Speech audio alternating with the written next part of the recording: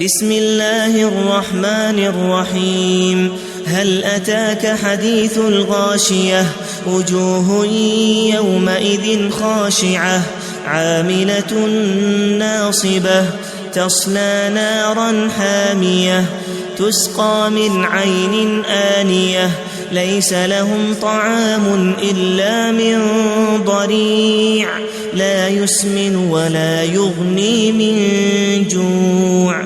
وجوه يومئذ ناعمة لسعيها راضية في جنة عالية لا تسمع فيها لاغية فيها عين جارية فيها سرر مرفوعة وأكواب موضوعة ونمارق مصفوفة وزرابي مبثوثة.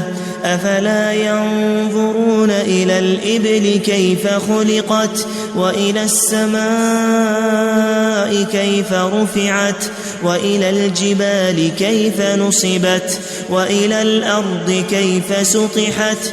فذكر إنما أنت مذكر لست عليهم بمسيطر إلا من تولى وكفر فيعذبه الله العذاب الأكبر. إن إلينا إيابهم ثم إن علينا حسابهم.